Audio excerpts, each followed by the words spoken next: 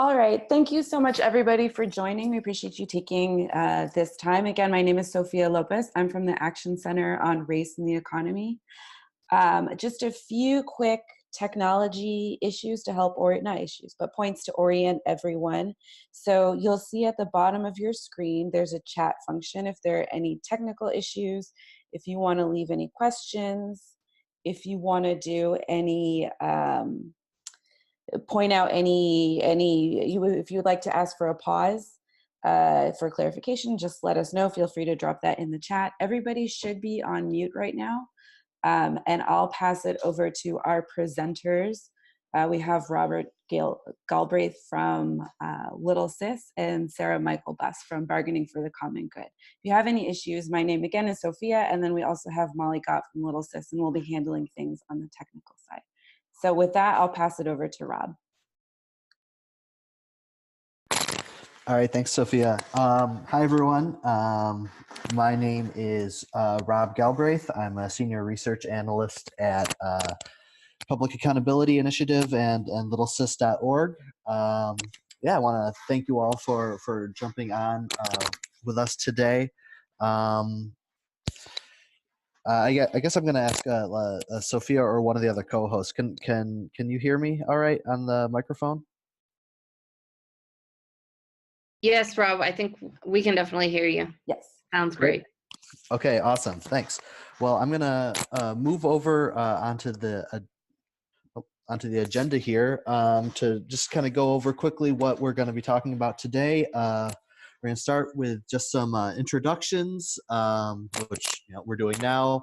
Like I said, my name is Rob Galbraith. I'm a senior research analyst at Little Sis. Co-presenting with me today is Sarah Michael Buss from Bargaining for the Common Good, and then Sophia Lopez from ACRE and Molly Gott from Little Sis are going to be running the back end for us, kind of managing the chat, taking folks' questions. Then after this, we're going to move into Sarah's going to kind of get us grounded in what is the problem with housing that we're dealing with today that we are hoping to sort of address through organizing and through some power research. I'm going to share some tools for how to research landlords and where they get their money. That's going to be the bulk of what we're talking about today. At the end, we'll have a poll about some possible follow-up webinar topics, and we're going to talk about a convening that Bargaining for the Common Good is organizing this July. So with that, I'm going to hand it over to Sarah to talk about what is the problem? Why did we all take an hour and a half out of our Tuesday to get on this webinar today? Hi, everyone. My name is Sarah Michael Buss. I'm the research director with Bargaining for the Common Good. I started at the beginning of April, along with my colleague, Beverly Ortiz, who's the national organizing director, and we're the first two full-time staff to be working on Bargaining for the Common Good, which, for folks who are not totally familiar, is a network of labor and community organizations across the country that are focused on forming transformative partnerships between unions and community organizations to use the bargaining process, both the contract process and negotiations, to bring forward community demands, as well as thinking about bargaining in a broader context and bargaining directly with corporations and folks that are really what we kind of talk about as common enemies or the real opposition. So we're co-sponsoring this webinar. We have three main organizations that are a part of putting together the Bargaining for the Common Good Network, which is ACRE, that Sophia introduced herself and is from, as well as the Kalmanovitz Initiative for Labor and the Working Poor at Georgetown University, which is where I work with Beverly Ortiz, and finally Rutgers SIWA, which is the Labor Center at Rutgers University. So thanks to all of those organizations, as well as to Little Sis and Rob for helping to put on this webinar. And many thanks to all of you who are joining. So in terms of what the problem is, why is Bargaining for the Common Good involved in housing? Why are we putting on this webinar, bringing folks together? I think the first thing is that we know folks on the ground that are doing housing work are encountering immediate needs, right? Since the recession and before that, we've seen foreclosures across the country, skyrocketing rents. And it really started in a lot of ways, potentially in apartments, but we've seen that spread out to single family homes. And now companies such as private equity firms and big corporations are buying up houses, especially out of the recession across the country.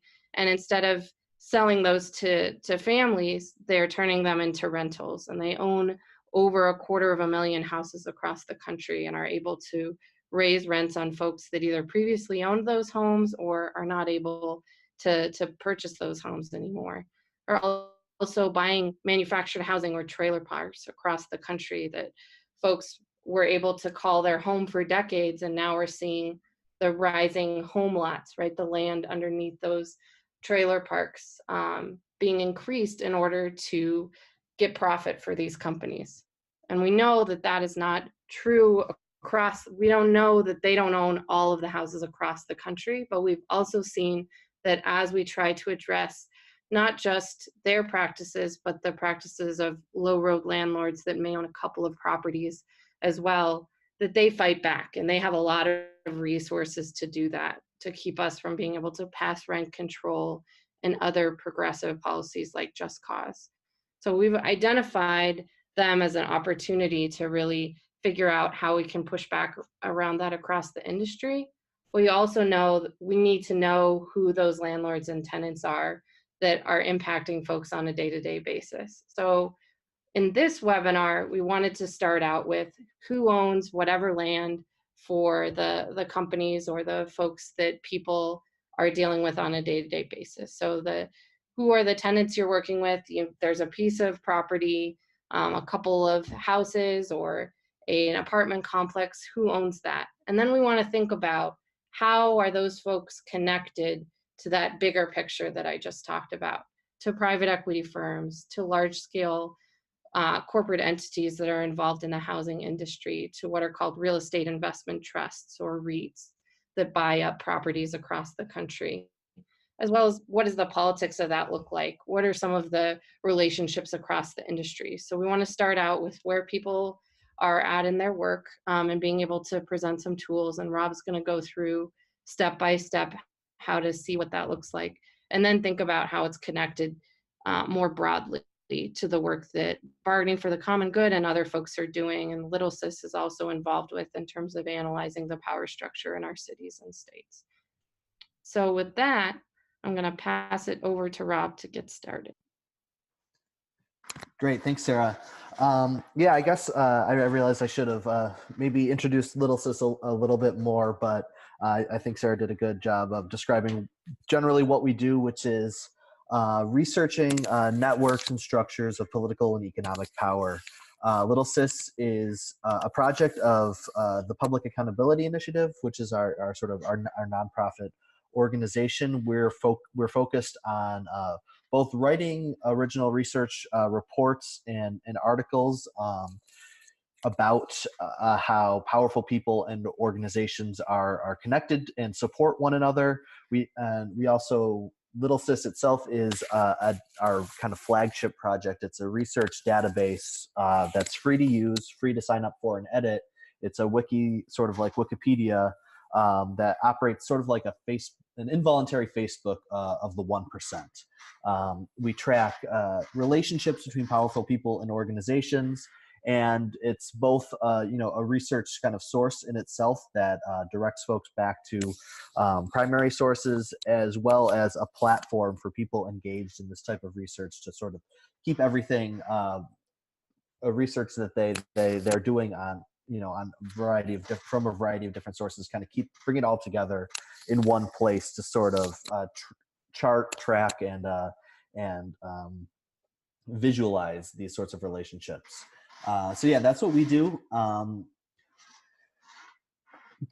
Today, we're going to kind of walk through a set of research tools focused primarily on free tools to derive answers to a series of questions that you should be able to see on your screen here. The first of that being, who owns a house or an apartment building? On the flip side of that, what properties does a particular landlord own? We're going to talk about sort of unwinding who the people behind corporations and LLCs that own property are. We'll talk a little bit about where landlords get financing and subsidies and how to track that down. And finally, we're going to touch on how landlords' personal and political networks kind of connect to the national and global power structure, the sort of larger economic systems that Sarah was talking about that have really, in the past few years, ramped up their control over and involvement with, all of our housing situations across the United States. Just before we jump into things, I want to introduce just a few things that we want to keep in mind throughout this webinar. First of which being that these are general research strategies we're going to talk about, and I'm going to illustrate the tools that I'm introducing with specific examples from Buffalo, New York, where PAI is headquartered. But the way that these tools look and work is going to be slightly different for everyone based on what systems your city or county or state use, and how things are set up. But I think just the strategies and methodologies are generally applicable to for anyone doing housing research. And though you will have to familiarize yourself with the tools that are available to you to your specific location, I think the methodologies are have broad applicability for anyone doing this sorts of research. The second thing is that this webinar is focused on using free tools, the things that are accessible to anybody that has an internet connection. If that being said, if you have access to them, there's more powerful databases that you have to pay for, such as LexisNexis or Property Shark. I'm not going to talk specifics about how to use those tools because I want to keep this again as broadly applicable as I can. But if you do have access to those databases, a lot of these methods can be used with those to a really great effect. And the last thing I want to say is that there aren't any kind of silver bullets here. None of these research methods or practices are going to do the work of organizing. Don't count on just taking time to do research and then finding the one sort of magic piece of information that is going to bring down the worst landlord in your city. A lot of times this type of research is going to yield results that you can organize around and that you can act on, but sometimes you're going to come up empty-handed, or sometimes you're not going to confirm your hypothesis that you sort of went into this from the beginning, and that's all right. But it's obviously we believe in these research methods, and we believe in the power of doing this research. But I just want to sort of make sure that everyone kind of goes into this prepared that everything doesn't work out beautifully and perfectly every single time, and this can be sort of rough territory, and a lot of times it can be sort of a crapshoot as to what you come up with. So, but that being said, let's jump into going through some tools for doing this landlord research. Types of things I'm going to be talking about today are city and county real property databases, state corporation or business entity databases, just generally news articles that you can find using specific, or using just Google searches or other search engine searches, or in some of these more powerful databases like LexisNexis or Fictiva. Public records generally, but we're going to talk specifically about records from economic development agencies and other public bodies that sort of intersect with the real estate and housing sectors. Uniform commercial code filings, those are filings that are generated when a landlord takes out a mortgage or a loan that's backed by collateral. I'll talk more about those later. Then finally, again, Little Sis, which is PAI's free database of connections between powerful people and organizations. So let's jump right into it. Who owns a house or an apartment building? The general way, you should be able to see a flow chart on the screen here that sort of sketches out the very generally, what steps we're going to take to, if we have a specific piece of property, whether it's a house, an apartment building, a factory, any sort of real property in a city. If we have one that is the sort of the starting point for our investigation, we can search for the address of that property in a city or county real property database, and that search result will give us a name and an address of the owner of that property. So, for example, if we start with 123 Main Street, and we search for that address in a city or county real property database, and I'm going to show examples of both. That search will generally give us back a name and an address of an owner, whether it's the name of an actual person. The example I'm using here is John Landlord, and their address where they receive their tax bill. The example here I've given 456 High End Avenue, or it may be an LLC or other business entity, for example, like Landlord Holdings LLC, and maybe their mailing address for tax purposes is a PO box, or it could be a business address.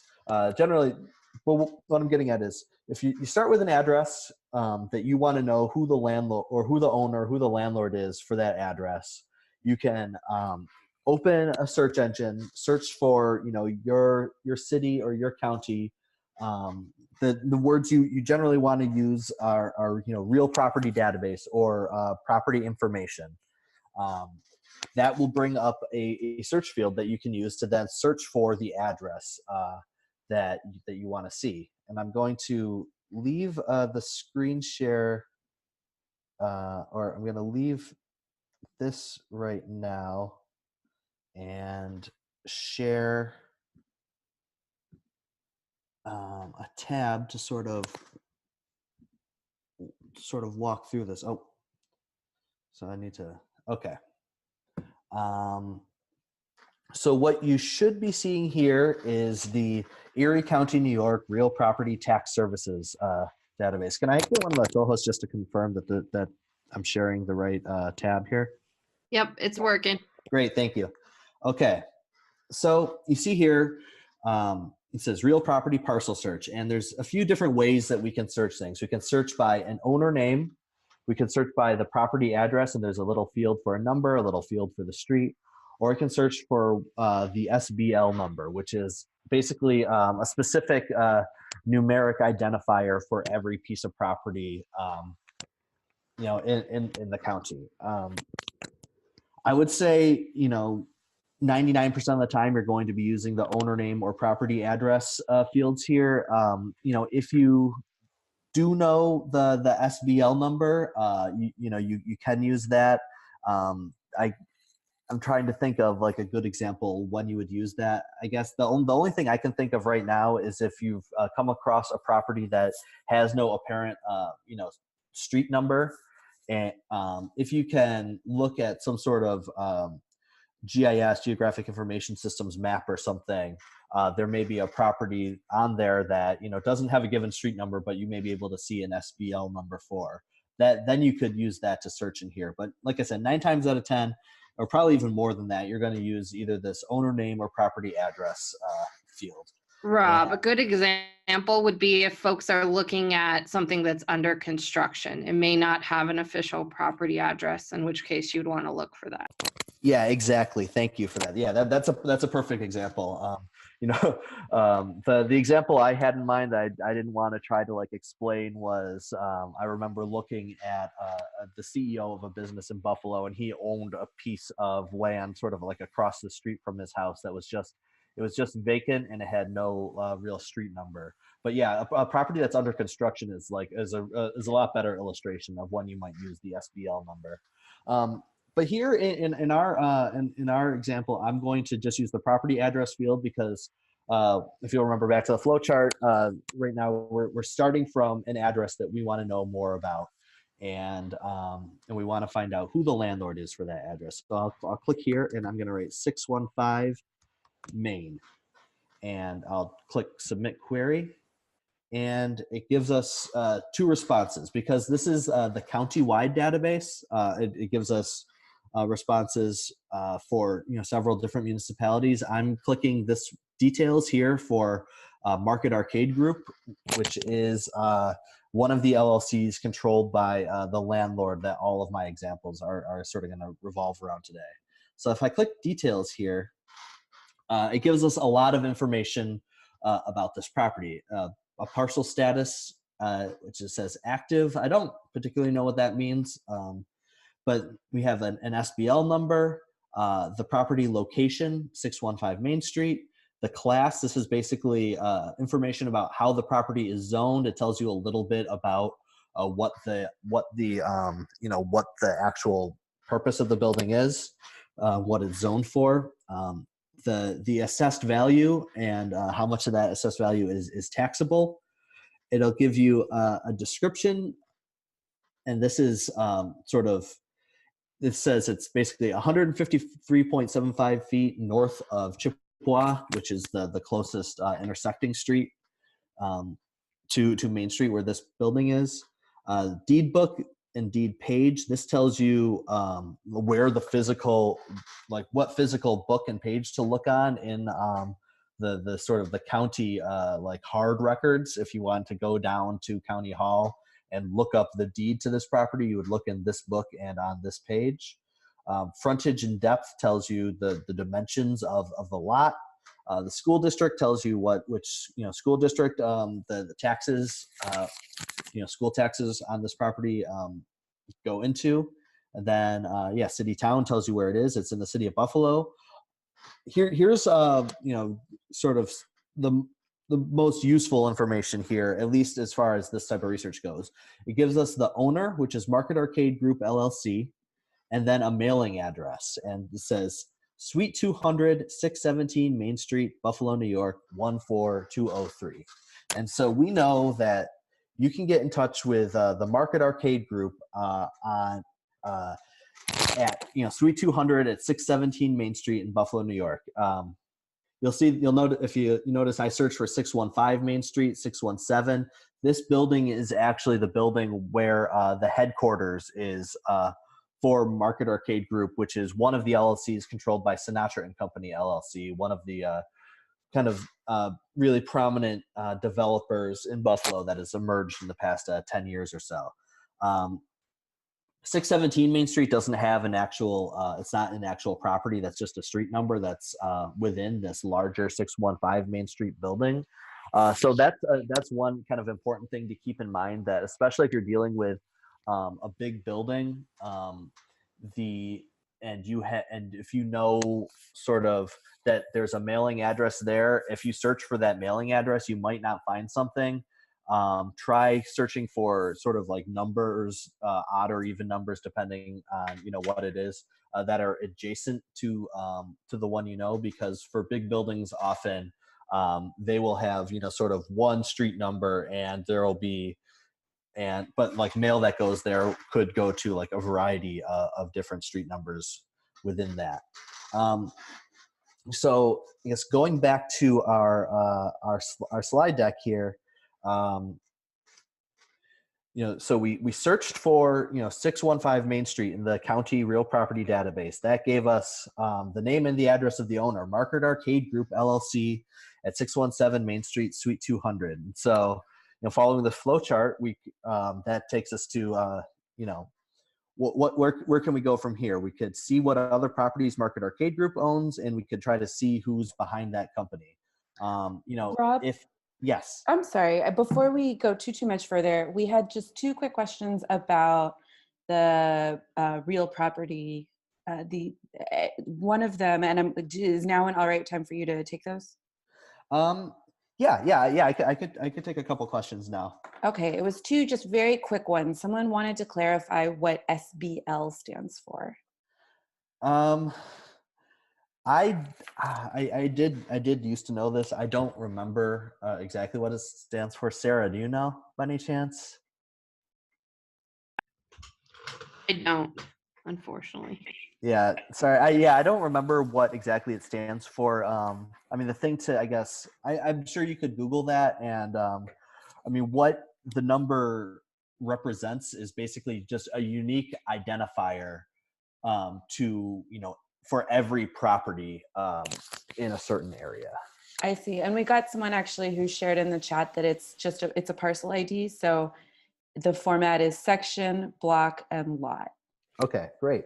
Then one of the other questions that we had was who maintains the real property database? Is it an assessor?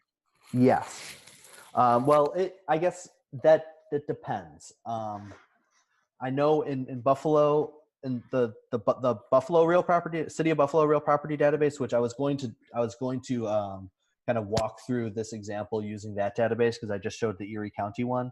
Um, I think in most cases it's either going to be the city or county tax assessor, or if there is a city or county like division of real property services or real property department. It could be that as well, and I guess it sort of just depends how your municipality, how the government, what the organization chart of the government is. But yeah, it's usually going to be the tax assessor's office or the real property department, and often the tax assessor will be like one like division within the real property department. Okay, great. Cool. One So thing I would add in terms of the SBL, it's the parcel number, which is sort of the smallest unit in terms of when you're looking at a piece of land, mhm. and the way that the assessors as well as zoning folks and other people look at it, right? Who owns the piece of land, and the parcels can be put together to then form a larger piece. But oftentimes in these searches, it won't be called SBL. It's like a parcel number or parcel search. If you don't have an address, that's going to be a way to see the history of who's bought and sold the piece of land and who actually owns it. And you can kind of figure out sometimes looking at a GIS map, if there's one available and you don't have an address, online at the assessor's office and go down into an intersection or an area and see what the parcels are and be able to use those numbers to look up who the owner is. So just another way to do it if you can't figure it out another. And Yeah, exactly. Oh, go ahead. there are just two more, and I think they can be pretty quick. Someone asked if the SBL is the same as the APN. I don't know the answer to that question. I Yeah, think so. I'm guessing the APN stands for something parcel number, and like Sarah said, yeah, the SBL will often be referred to as the parcel number. And one other thing I would add about SBLs is that they can also be useful if you are looking at sort of large data sets that come from different sources. That if they don't, sometimes if they won't include like a street number and street name in the data set, that parcel number, that SBL, will generally be consistent, like for a piece of property that's represented in multiple different like sources of data. So if you know that number about it, if you know that sort of identifier for a piece of property, that can be useful for sort of like searching for it and locating it within large data sets that come from different sources. Great. And then the last one before we keep moving was, is it difficult to find out when the property was assessed? Um, that depends. So that's actually a good segue for showing what this same step would look like in the City of Buffalo database. So here I'm on the City of Buffalo property website. You should be able to see that. I'm going to type in the same address here, 615 Main, and the street address. Again, you'll see that there's a field for searching by SBL. You can search for all the properties on one street, or you can search by the owner's name here. I'll click Submit. It shows a 615 Main as well as 1615 Main. I'll click 615. And you can see a nice thing here is that it actually shows you a photograph of the property as well as, you know, a little more information about it. It shows, you know, the assessed values. The reason I said that was a good segue is because I believe that this should tell you the last time it was assessed. I'm looking for that now. I'm actually not seeing it. I thought that the city of Buffalo had it, but I guess not.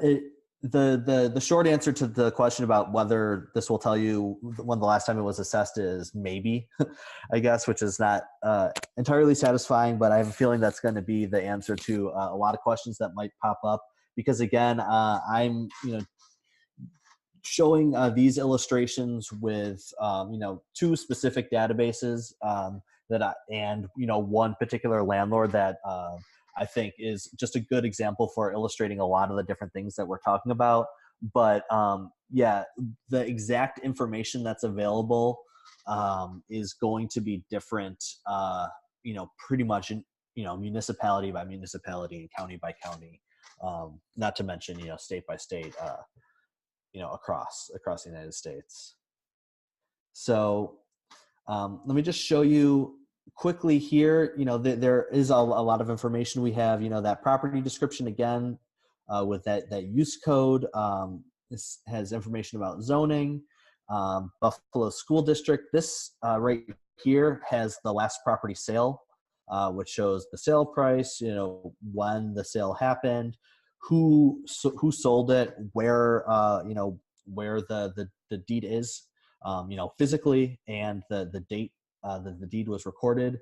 Also has information about the different uses on the site.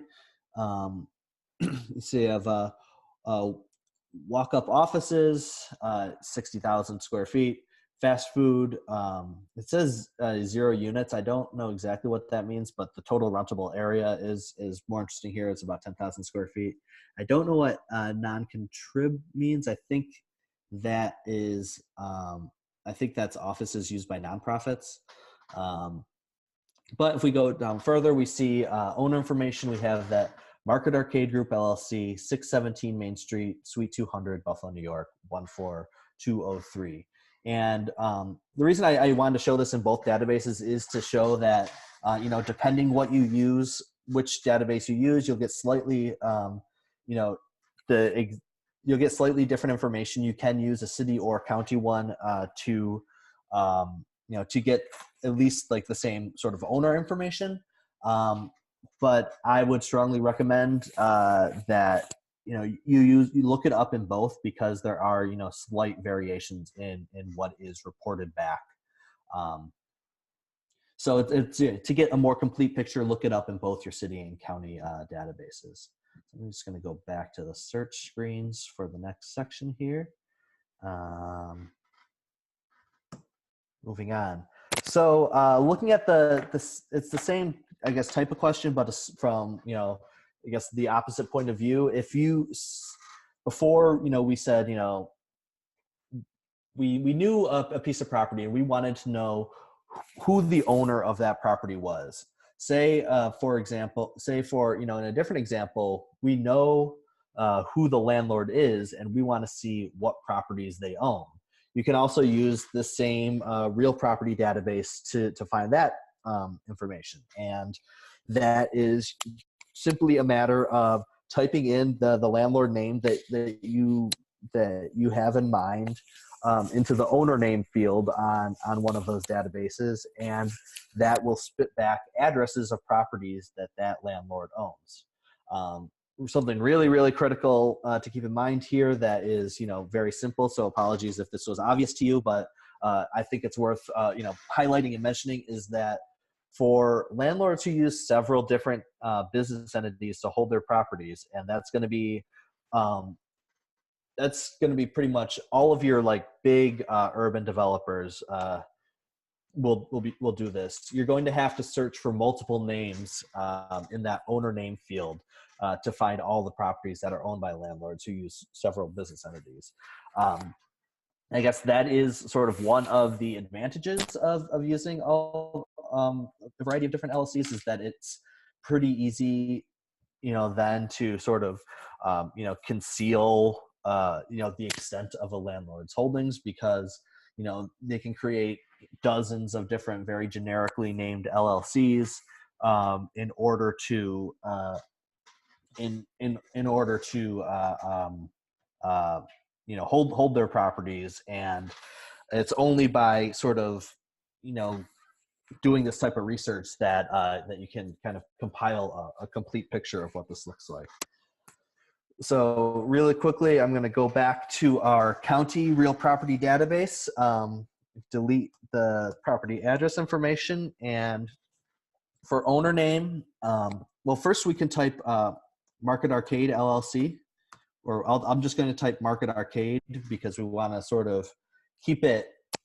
We want to keep our search terms, we want to hit it in the right sort of middle between specific and broad. We don't want to like type out the whole thing, I guess, because if it was recorded with a typo or something, it might not it might not actually turn up the result. But we also don't want to make it too broad that we get every property in the city. So I'm just typing Market Arcade and owner name here, and this shows us three different properties. We have 615 Main Street, 625 Main Street, and then something owned by Market Arcade Theater LLC at 639 Main Street. So we already looked at 615 Main Street, and we know that's owned by Market Arcade Group with that 617 Main Street Suite 200 address. I'm going to click on this new property that popped up, 625 Main, to take a look at that. And very similar information.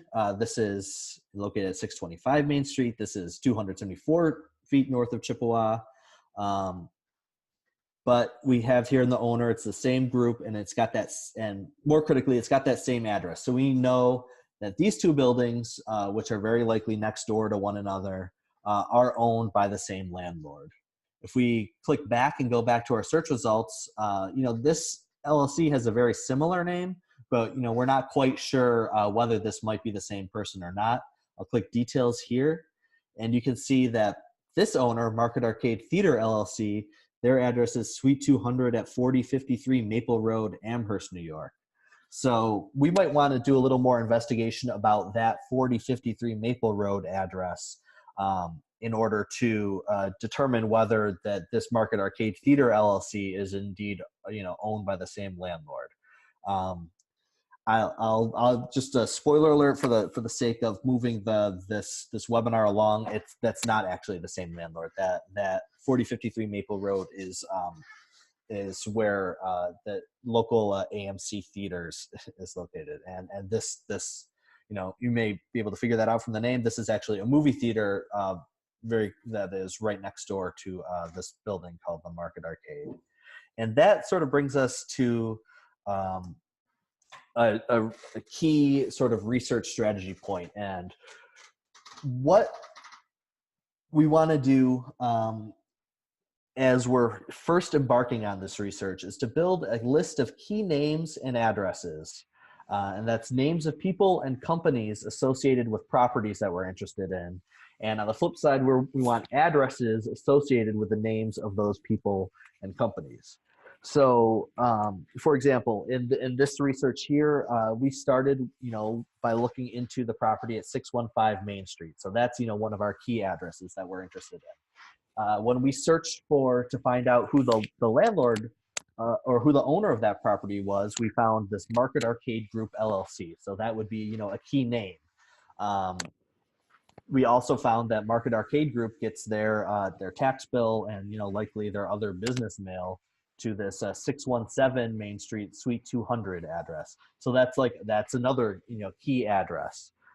As we start to sort of untangle the web of LLCs owned by or controlled by this developer that this developer uses to hold and manage their property, we want to keep our eye open for that 617 Main Street Suite 200 address, because we know that's where this one LLC gets all their tax information. If we see another landlord as we continue to deepen our research that also gets their tax bill sent to that same address, we know then, or we can say with, fairly reasonable certainty that those those two LLCs are likely part of the same sort of, or are likely part of the same landlord's sort of suite of businesses.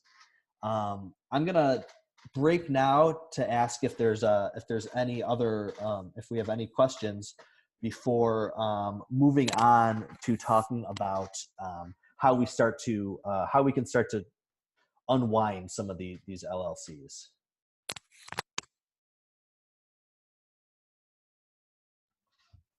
We don't have any questions that have queued up, so we'll give people just another minute if there's anything else they want to get in through the chat. And Well, I guess it doesn't have to be a question per se. If someone wants me to just kind of like show the database again and how and where I put a search term or anything like that, I'm glad to like walk through that again too.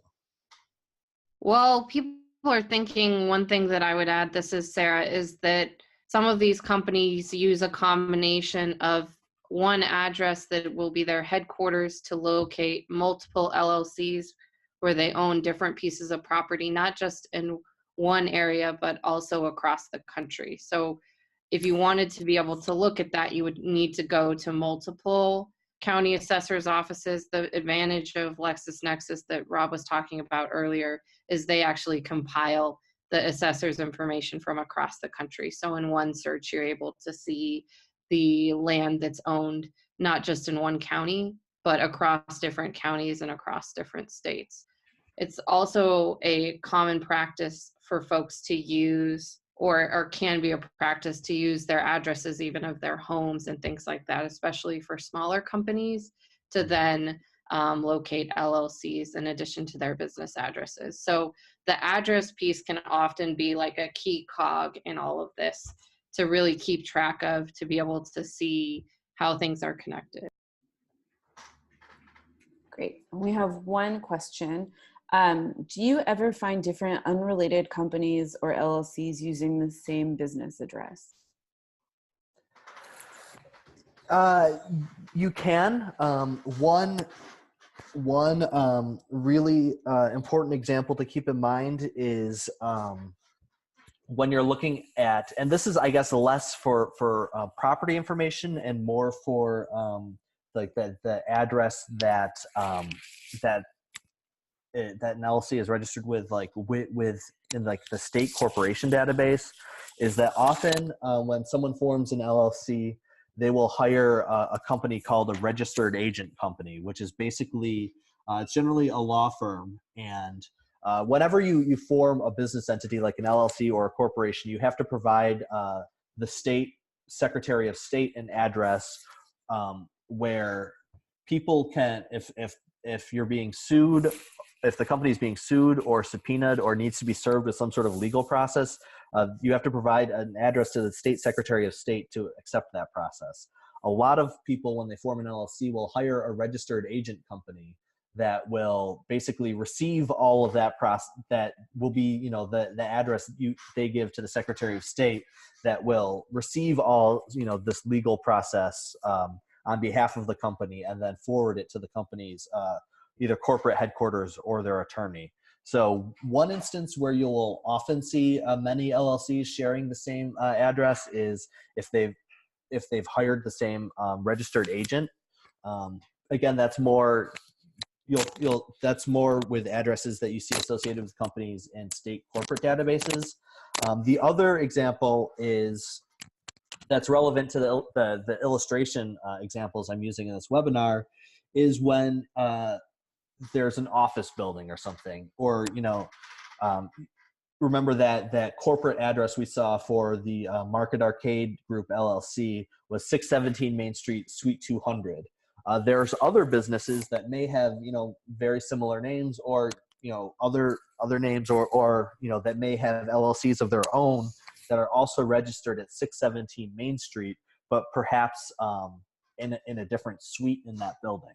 For example, I'll tell you, because I know about this property. There's an architect has their office at 617 Main Street.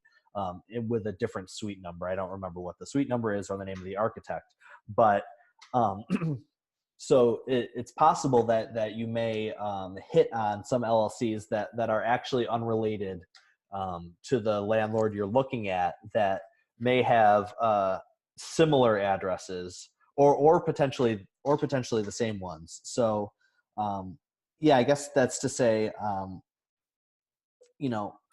supplement your property database searches with things like Google searches, or, if possible, actually sort of, physically scout out the place. I mean, obviously don't enter buildings that aren't yours, but, if you can visit a building on the street, and there'll often be like a directory for what businesses are located there. But yeah, the information you sort of get here through these computerized searches. It's very good practice to confirm addresses, to physically investigate as well. That being said, I'm going to move on to how do you figure out who the people behind corporations and LLCs that own property are. And the first sort of research tool I'm going to talk about is what I'm referring to as the state corporation database. So they'll often be referred to as like the business entity database, and that is, I would say, in every instance that I can think of, it's always managed by the Secretary of State of that, not of the United States, but of the specific state you're looking at.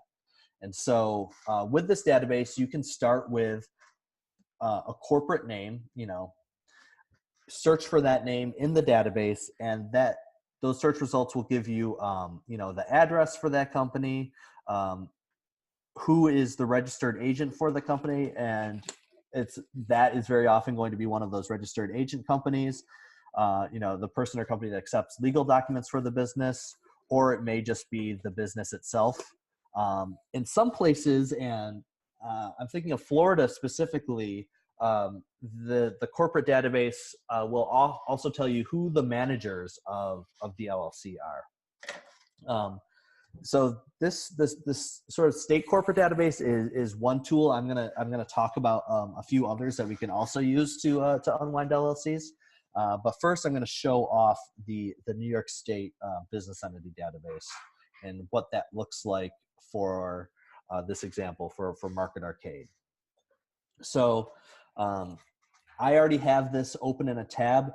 You can, I think you can pretty reliably find this database for your particular state just by going to Google or another search engine and searching for the name of your state business entity database.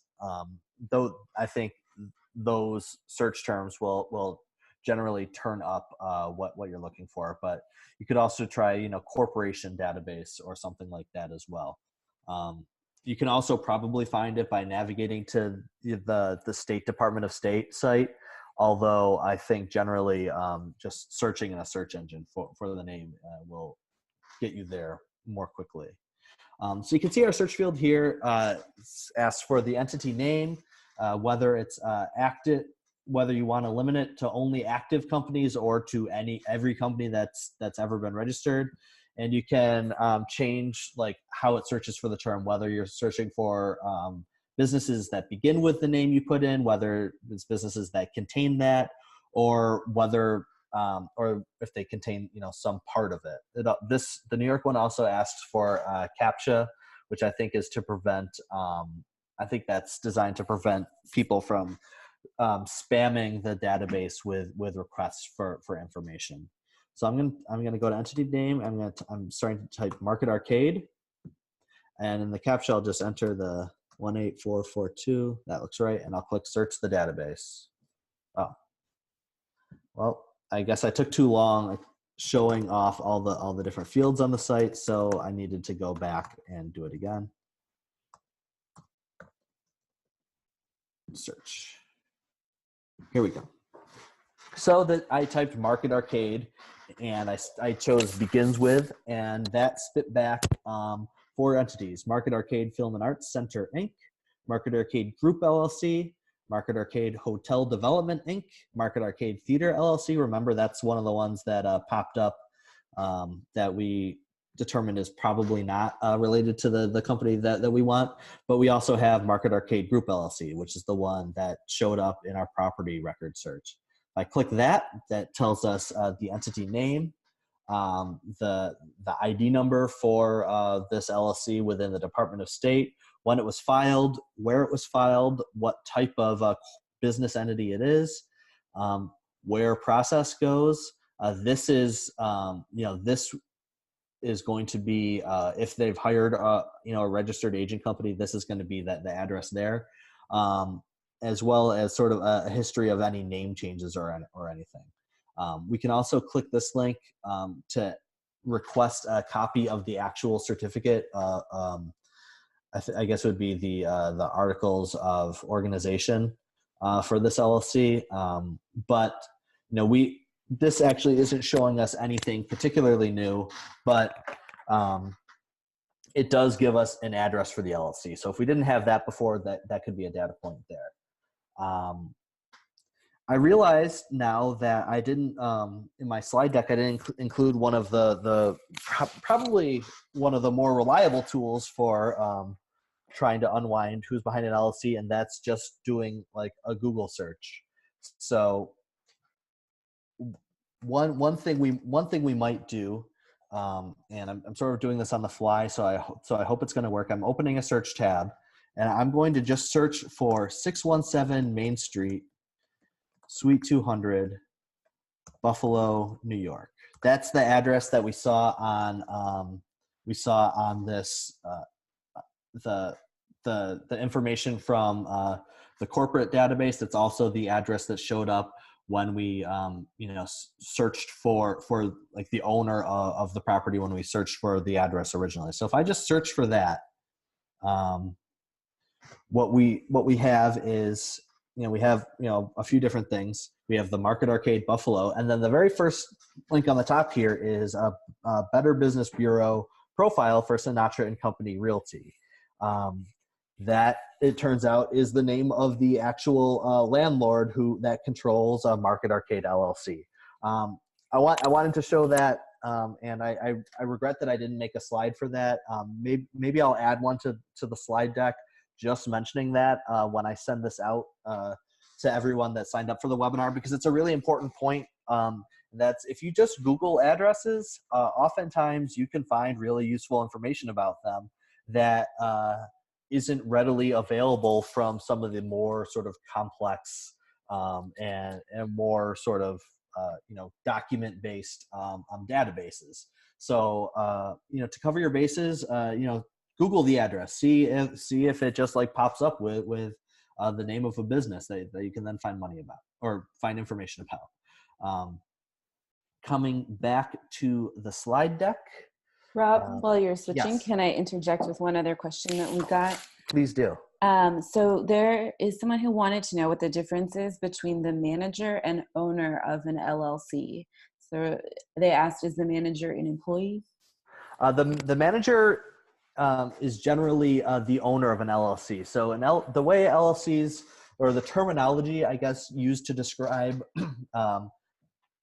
people involved with LLCs, you'll hear a lot about managers and you'll hear a lot about members. Members of an LLC are all of the owners of the LLC. That's everybody who has an equity stake in that LLC.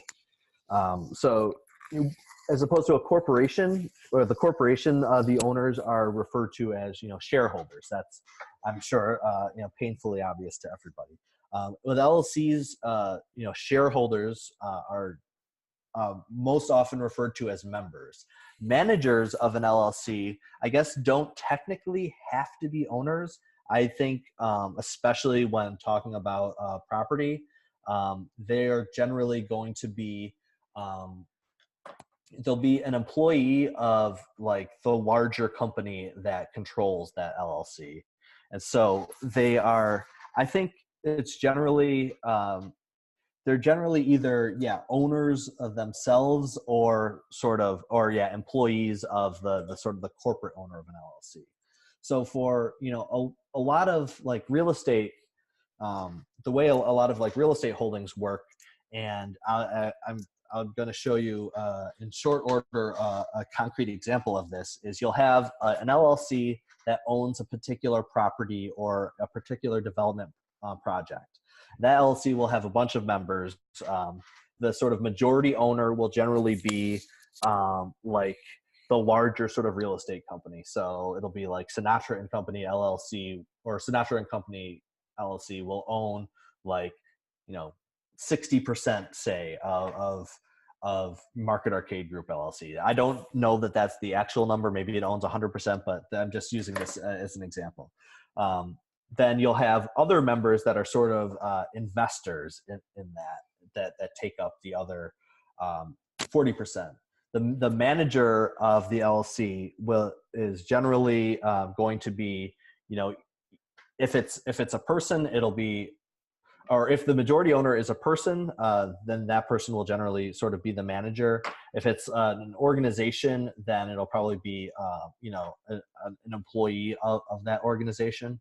I guess that was sort of convoluted. Does that make sense? Does that answer the person's question? I feel like I got a little rambly there. I think that was good detail. And if someone else has a follow-up question, we'll let them go ahead and chime in again, and we'll address it a little bit later. Cool. Yeah, I've got a break built in, I think, just after I show this slide and a couple things for all of the three things mentioned on here. So, I mean, besides, Googling the name and Googling the address, some other sources that we might be able to use. Remember my my no silver bullets caveat at the beginning. These are all sources that are extremely useful to look at and can help you derive answers to some of these questions. But for none of these is it definitely guaranteed. But other sources that you might be able to look to for information for unwinding the actual human beings behind corporations and LLCs are subsidy applications that, if a landlord or property owner is applying to a local economic development agency for, subsidies to do whatever it is they intend to do with a building or piece of property. Those subsidy applications will often include, detailed descriptions of what the projects are, actual award numbers for how much money, how much public money the developer is getting to do their project. And sometimes, depending where you are, they'll include information about the ownership structure of the LLC, of the particular LLC, engaged in this project. Another source of information could be the real property database. And I tried to remember, I couldn't find an exact example to illustrate this for this webinar, but I'll show you just using one of the examples we've already been looking at. The Erie County Real Property Database, at least, if you look at the tax payment information, it will show you the name and sometimes the address on for whomever actually paid the taxes for a piece of property. I've found sometimes that if an owner is hiding behind an LLC, I've been able to look at the tax property information, and the owner will have paid the property taxes using a personal check, basically identifying who that owner is.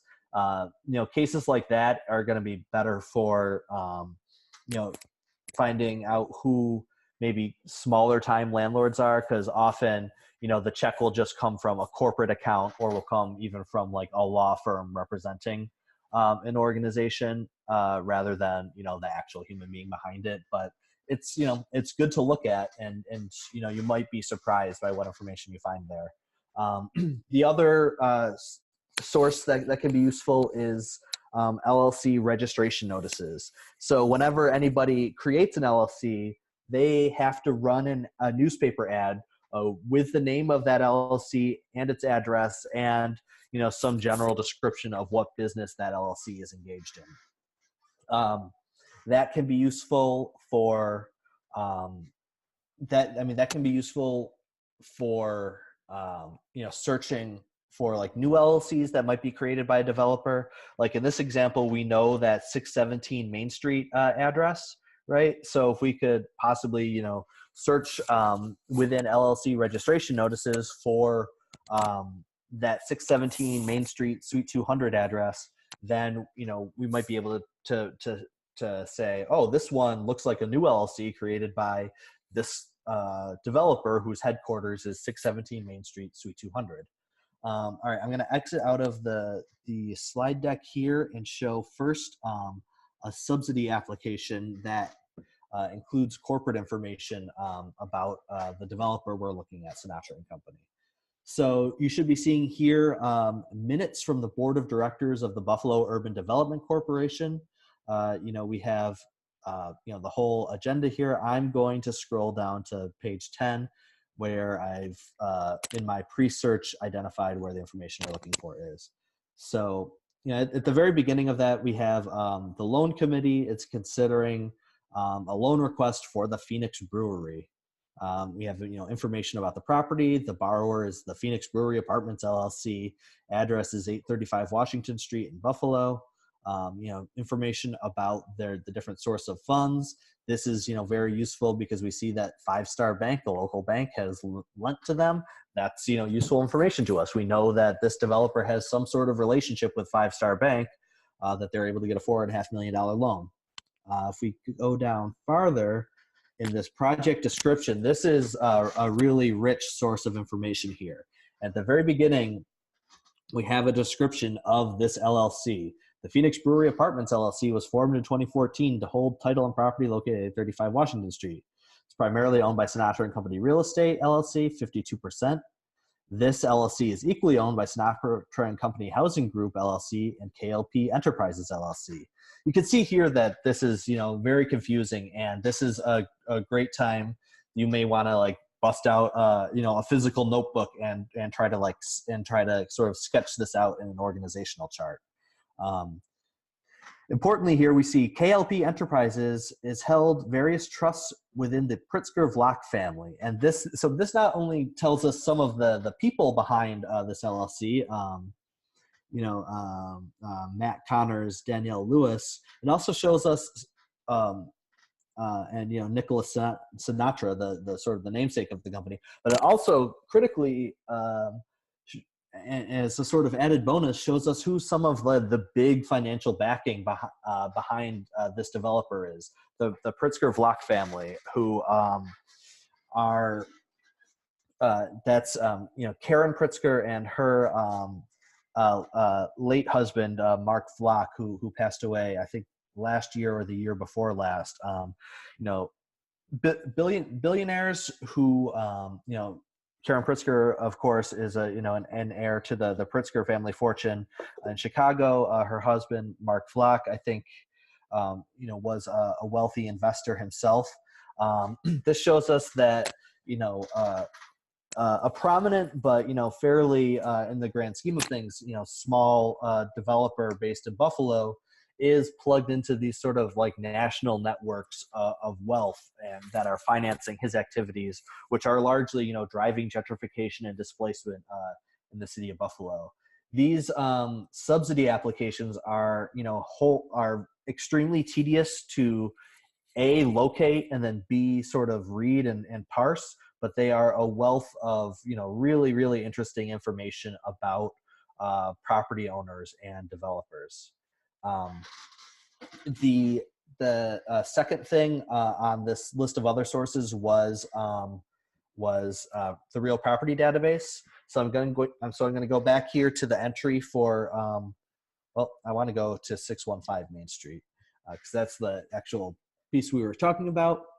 I'm clicking tax payment history here, and this is something where your mileage is definitely going to vary depending on where you are. Here we have a list of all the tax payments that have been made on this property. You can see the principal, you can see the interest that they're charged when they pay their taxes late, and this payer information. This is what I was talking about when I said that sometimes there'll be information. Here we just have Market Arcade Group LLC. This is where in the past under payer information, I've seen, the people behind LLCs paying their property taxes with a personal check that sort of lets you unmask them. Finally, really quick, I'm going to show you what one of these LLC legal notices looks like. This is in the Kenton Bee, which is a small newspaper in the Buffalo region. We have notice of formation of 129 Norwood LLC. This gives us a principal business address, 3350 Delaware Ave, Tonawanda, New York. This is where Sinatra and Company used to have their headquarters. This was just I was trying to look for a LLC notification about this developer. Ideally, we would have had one that showed that 617 Main Street address.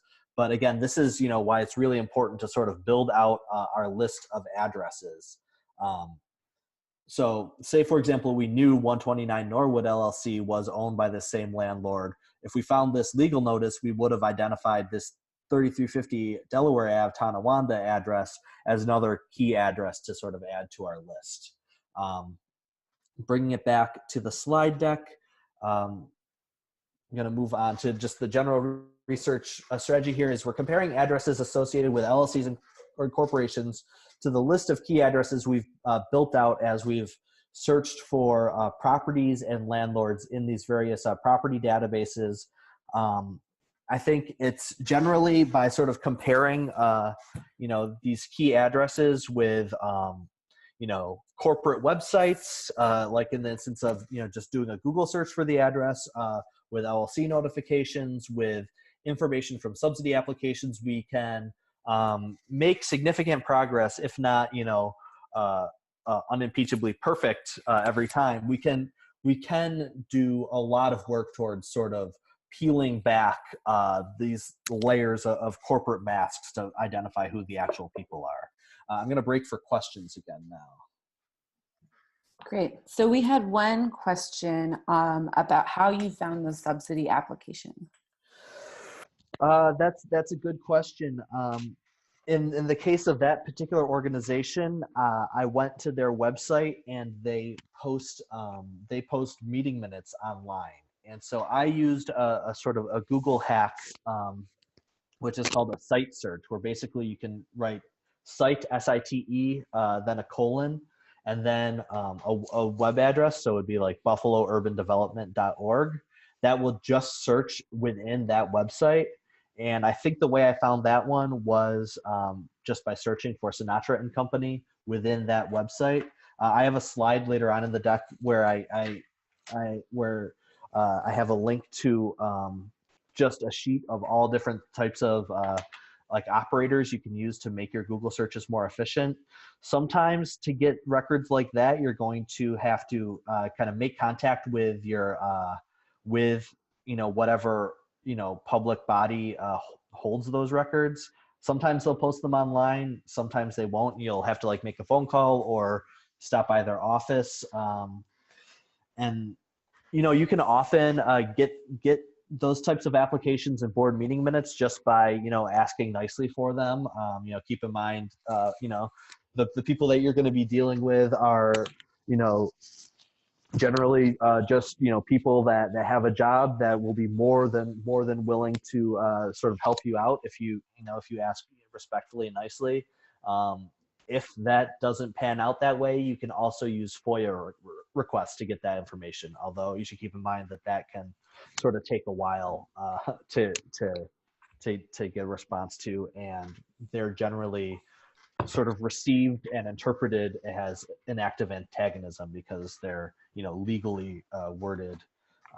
They're written in legalese and sound sort of official.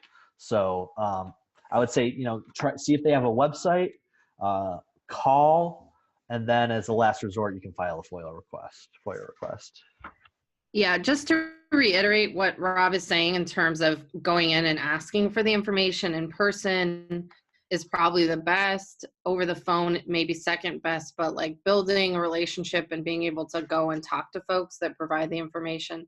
I'll tell you that on multiple times when I've gone into planning department offices that also maintain some of these records around subsidies at times, I've gotten access to like full files of what's happening with a particular project by just being there in person rather than filing an official FOIA or something like Yeah. that, which is a request for public documents. I know that in research like this, people typically think of like filing the public records request as the first step, but it really does create more of an antagonistic relationship like Rob is describing. Yeah, it really can't be overstated how valuable it is to develop cordial and professional relationships with clerical staff, with the folks who are actually the gatekeepers to this information. I feel like as activists, we can often feel like we have an inherently sort of antagonistic relationship there, but well, like I said, these people are often uh, are working people that happen to have jobs that put them sort of as gatekeepers to this information, and they're often very reasonable, very friendly, and more than willing to help you get access to public records. If you take the time to be courteous and polite and develop congenial relationships with them, and those relationships can be immensely valuable. I'm going to take one more question on this section just for the sake of moving this along. We're a little bit behind schedule now, so maybe our chat facilitators can pick pick a question that seems particularly pertinent. Sure. So there's one other question. It's a follow up to the last one, the last point. So where would you go to actually ask in person? Is it a planning office at the city? Is it a clerk? What type of place? Yeah, that really depends. So again, in that example, the Buffalo Urban Development Corporation is sort of it's a quasi-public corporation that I think they have offices. They have their own offices. So you could go to their physical office.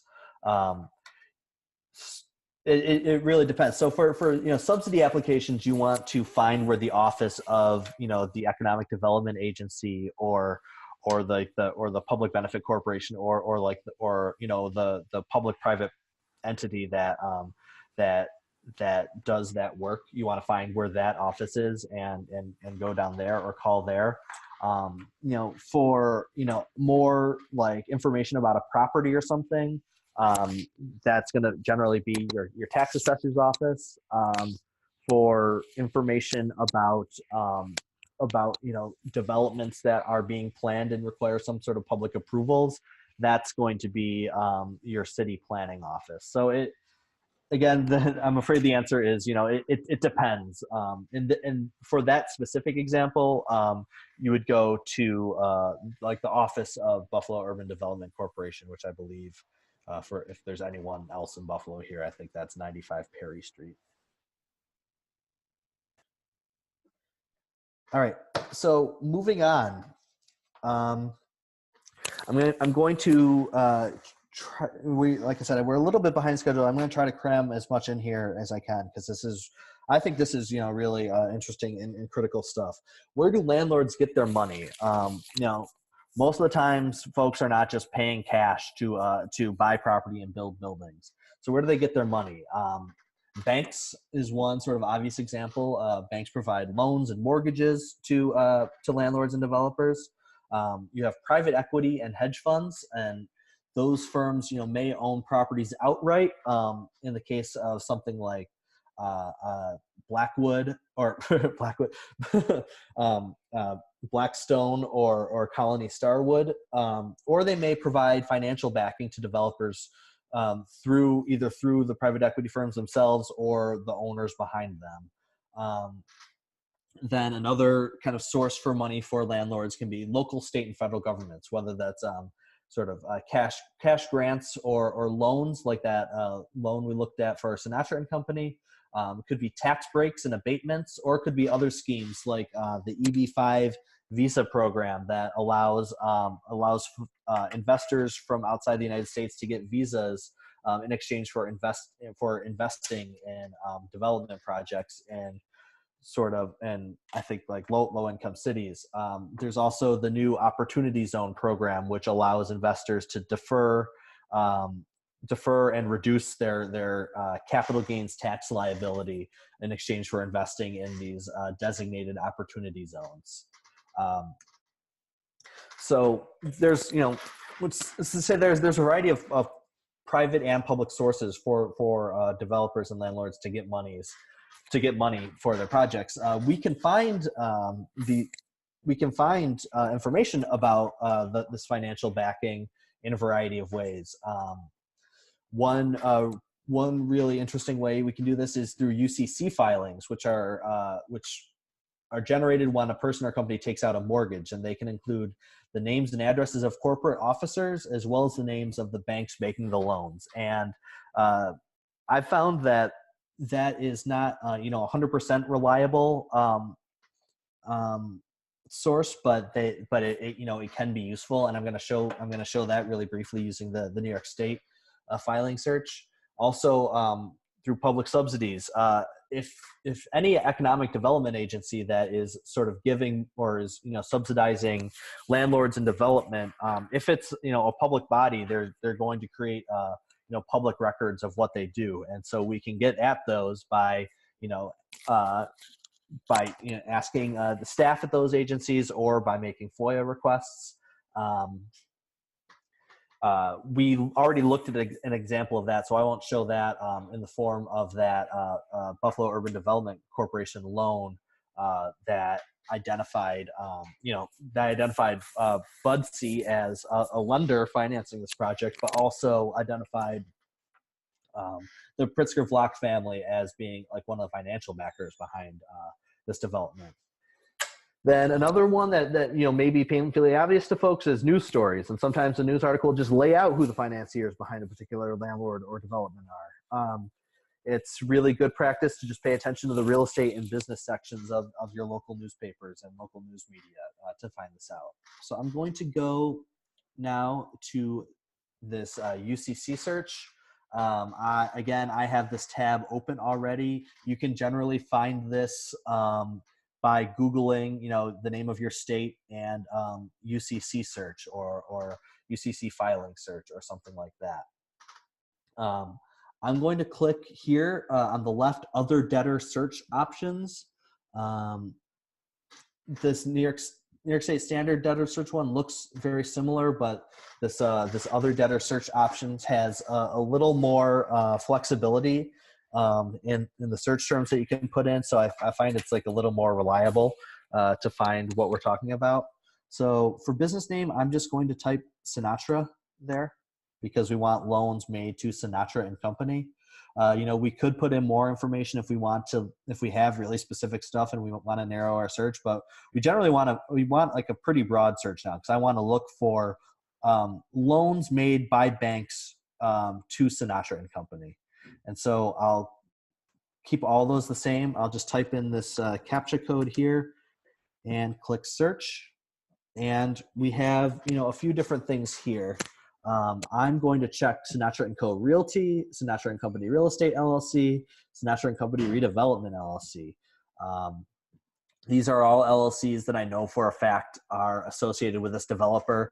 Again, this is where you're going to be leaning on that list of key names and addresses that hopefully you've been generating throughout your research process. I'm clicking all these. I'm clicking Get History here. If you click View First Pages, you can actually see scans of the documents that we're looking at here. But Get History kind of provides us a nice like digitized summary that I think is a little bit easier to parse. If you want to do both though, I'd start with Get History first, and then you can click the View First Pages to view like the actual documents, and that's where you might find like signatures and stuff. So I click View History, and for all of the like names that I checked, and we see here debtors, Sinatra & Company Real Estate LLC, secured party names, that is that's the lender, and we see this again. This can be a great source for addresses for our key address list that we might want to then feed into our property database to see, who owns this 3350 Delaware Ave. But as we can see here, we can see, when this loan was made, and also I think for termination here, when it was paid off. And if we click view, that will bring up the actual sort of form here that we see that First Niagara Bank at 6950 South Transit Road, Lockport, New York, lent money to Sinatra and Company. Note that this does not say what this does not say what the amount of the loan was, but it does tell you who the lenders are, and in some cases we see that there's several different debtors, and so we can start to identify more LLCs associated with this developer. Here we have 617 Main Street, but notice it's a different suite number. Again, but here we have a suite 200. So it looks like at some point Sinatra and Company moved, but we have more LLCs that are on the same loan. So 296 Main Group LLC is a Sinatra and Company LLC, as is this 2629 Elmwood Group LLC. And again, they're borrowing from First Niagara Bank. If we want to get like a full accounting of who all the banks lending to this developer are, we'll go back to our list of key names and addresses, and we will feed every corporate name and probably every individual name associated with this developer into this UCC search to see, for example, this 129 Norwood LLC. Maybe they borrowed money under that name, and so we would do a UCC search for that, and then we can see, if there's one particular bank they're going to borrow from, for example. I'm going to skip the public subsidies because we already kind of looked at that. We saw that Buffalo Urban Development Corp was at least considering lending for this project, and we saw from this public subsidy or from this application that they're financially backed by the Pritzker-Vlock family. As far as news stories goes, this is an example of one. We have Sinatra and Company Realty. Sinatra seeking new investors to fund deals in higher priced cities. And this is just sort of, it's kind of a puff piece, profiling this developer. But we see he's already 1/3 of the way toward his goal. After his primary backers, the Pritzker-Vlock family office seeded his fund with the first $25 million. And it mentions he's backed by high-powered investors and Wall Street investment firms. Talks about some of the projects that he wants to do. These news stories can be, really great sources for this sort of information as well. So make sure that, in addition to looking for these kind of primary documents in these databases, you're also doing news searches. A lot of developers love to, talk about themselves in the news. They like to have these sort of profile pieces. They like to tout how much big money is behind them, because that encourages other investors to also sort of follow suit. So they can be, you can really get a lot of information just from, just from news stories. Moving back to the slide deck. This last sort of section, I'm going to go a little easier on because we're bumping right up against 2:30 here already. But as we build out information about what properties landlords own and what their sort of network of corporate entities are, we also want to find out about their personal and political networks. That involves investigating their business ties, who they do business with, whether it's their attorneys, lobbyists, or maybe architects or other sort of professional class people they work with. What are their connections to nonprofits and philanthropy in our cities? Do they sit on boards of charitable organizations or museums or cultural institutions? Are they big donors to any particular charities? We want to know about their campaign finance profiles. Whose campaigns do they fund? Which politicians do they prefer? Which policies beyond just pro-development stuff are they trying to see enacted? Where did they go to school?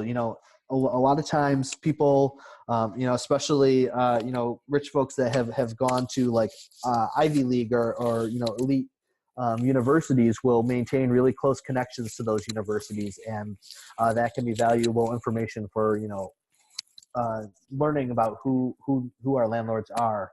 Finally, personal relationships. Who are their family and friends? What social clubs do they belong to? Are they members of country clubs or fraternal organizations? Who are their sort of professional mentors or proteges? All this information can be found from a variety of sources. I'm going to move on to this list of resources here. Everyone who is both on the call and who signed up for it is going to get this slide deck as a PDF. So you can, feel free to write down these URLs now or screenshot it, but you'll also, just have the slide deck. Our Little Sis Map the Power Toolkit goes through how to investigate every single one of these sort of buckets of relationships that people have. That's at littlesis.org/toolkit. And there's a section on, how to power map an individual. And that will give you free publicly available sources for investigating all of those things I described. I promised that earlier that we talk about Google search operators. If you go to this googleguide.com link, this will provide all sorts of different ways to sort of, I don't want to say hack Google, but it's basically, terms and operators you can use in your Google searches to make them a lot more efficient, to make the whole process go a lot easier and to provide a lot more useful information. Followthemoney.org is a website that has information about political donations. You can search for people and organizations in there and find out where they're donating money across the country in state and local elections everywhere in the United States. Open Secrets has information about federal campaign contributions as well as lobbying. And then GuideStar.org has information about nonprofit organizations where you can find tax returns for nonprofit organizations. Also, if you go to YouTube and search for Public Accountability Initiative, we have a lot of recorded webinars that we've done in the past that talk at great length about how to use many of these tools, including Follow the Money and Open Secrets. So that being said, we're going to, well, actually, I'll before we wrap up, I want to see if there's any sort of last questions. Maybe we can do 2 or 3 questions, and then we're going to move on to a poll about what folks think might be a good follow-up webinar, and we'll talk about the convening that Bargaining for the Common Good is putting together for the end of July. So first, do we have any sort of questions about any of these tools or methods that we talked about? Let's say we'll take 2 to 3 questions depending on how long they are. Great. We don't have anything right now. I think you did a really great job of answering questions throughout. We'll give people just another minute though to see if any lingering thoughts come in.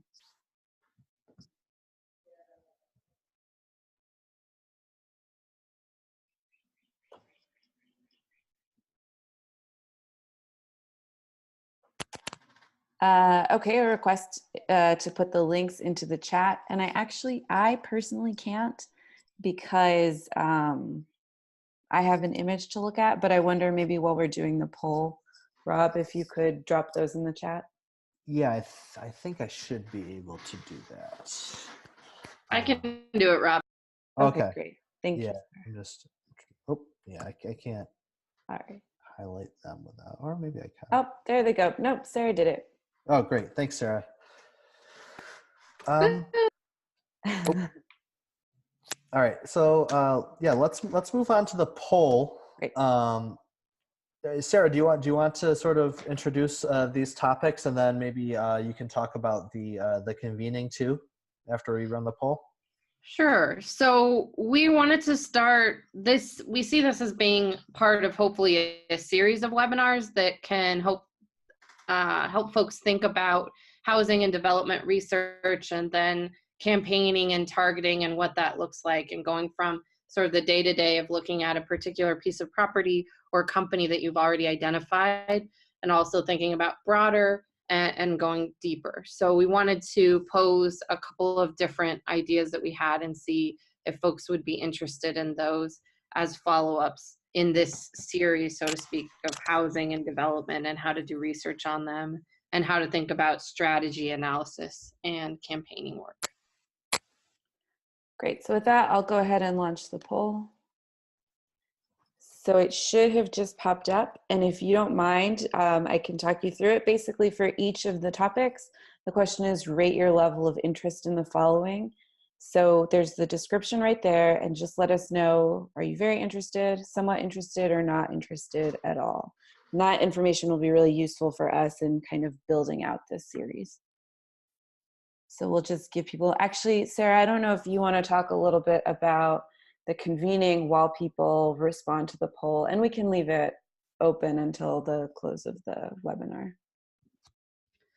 Sure. Since we're running over, while people are responding to the poll, the other thing that Bargaining for the Common Good is doing around housing is we're putting together a convening or conference. But the idea behind this event is really not to come and talk about ideas. It's meant to be a launching pad for work, right? So we've done convenings in the past around racial justice, higher education work, and here we want to think about housing as related to the themes that I talked about at the beginning of this webinar. So the first piece in terms of bargaining for the common good for the folks that may be less familiar is that we're really trying to build transformational labor community partnerships, right? So when we're doing this event, we want people to come as representatives of either a union or community organization, not just on their own, then they're sort of interested in it. If you have that interest, we have other spaces that you can definitely connect with the work, and we'll talk about that in a second. But if you're coming, it should be my organization or my union is interested in housing and figuring out how in my city, my county, my region, or my state, we can work as a cohort with other organizations that are coming and build a strategy and a campaign both locally and then connect nationally to the work that we're doing. And as I was describing, our focus is in particular on what we call corporate landlords. So big companies that are buying up or already own tens of thousands of apartments or other properties across the country, single family homes, trailer parks, other pieces, and being able to push back on those folks as well as their influence on politics. We've also seen universities and hospitals having a really key role in housing, gentrification at a local and state and national level, and developing partnerships with these companies. And then finally, opportunity zones, Rob mentioned briefly, has been something that we see as a tax break that the investor class that's connected to the corporate landlords will use to continue fueling the way that they're approaching housing and making it really inaccessible for folks to own their homes and to be able to just like have a roof over their head, right? So this convening will be taking place in Chicago, July 29th and 30th. That's a Monday and Tuesday. And we'd like folks to arrive on Sunday the 28th because we'll be starting early on the 29th. So hopefully the folks that are interested definitely apply. We'll be sending out an application link tomorrow to the Bargaining for the Common Good listserv. If you're not signed up for that, you can go to our website, and I think that's in the slide deck, but it's just bargainingforthecommongood.org, and then it's our Get Involved section, and you can sign up for our website, so you'll be able to get a link to the application. And we're having folks apply so that we can make sure that organizations are connected to each other ahead of time and are coming as a cohort, so they can work together on the work. And it really is planning and skills building and workshops to be able to develop campaigns.